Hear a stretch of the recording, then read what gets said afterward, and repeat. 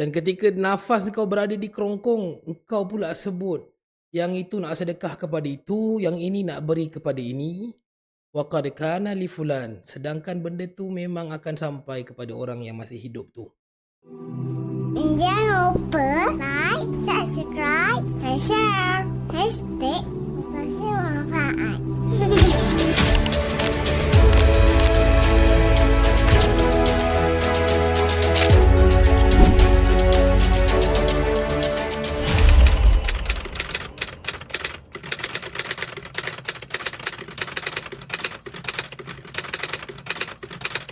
Hadis riwayat Bukhari nombor 1330. Keutamaan bersedekah dalam keadaan kikir. Kikir ni bahasa Indonesia, kedekut ataupun berkira-kira. Haddathana Musa ibnu Ismail. Telah diceritakan kepada kami oleh Musa bin Ismail. Haddathana Abdul Wahid. Telah diceritakan kepada kami oleh Abdul Wahid. Haddathana Umarah bin Al-Qa'qa'. Telah diceritakan kepada kami oleh Umarah bin Al-Qa'qa'. Haddathana Abu Zur'ah. Telah diceritakan kepada kami oleh Abu Zur'ah. Haddathana Abu Hurairah radhiyallahu anhu. Telah diceritakan kepada kami oleh Abu Hurairah radhiyallahu anhu. Qala, beliau berkata, Ja'a rajulun ila Nabi sallallahu alaihi wasallam. Telah datang satu lelaki kepada Nabi sallallahu alaihi wasallam. Faqala, ya Rasulullah, ayyu sadaqati a'zamu ajran? Maka berkata lelaki tadi, ya Rasulullah, apakah dia sedekah yang paling agung ganjarannya? Qala, kata Nabi sallallahu alaihi wasallam, anta saddaqa wa anta sahihun syahihun, takhshal faqr wa ta'mulul ghina.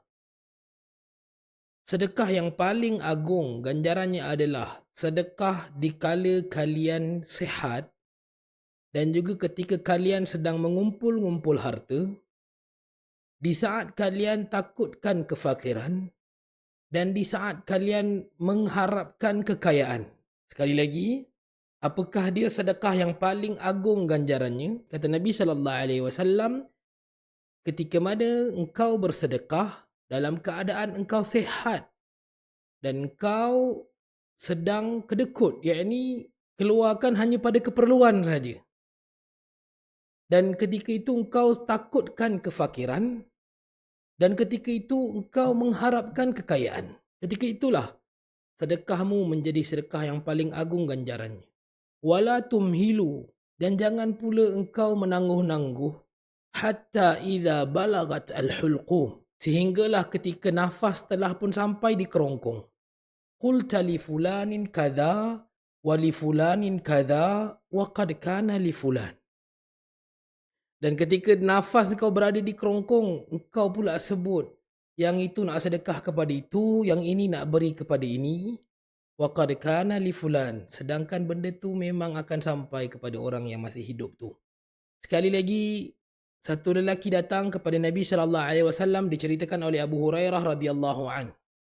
Lelaki tadi bertanya kepada Nabi sallallahu alaihi wasallam, ayyu sadaqati a'zamu ajran? Apakah dia sedekah yang paling agung ganjarannya? Anta saddaqa, kata Nabi sallallahu alaihi wasallam, apabila engkau bersedekah, wa anta sahihun syahihun, ketika mana engkau masih sihat dan engkau ketika itu sedang berkira-kira untuk mengumpul hartamu.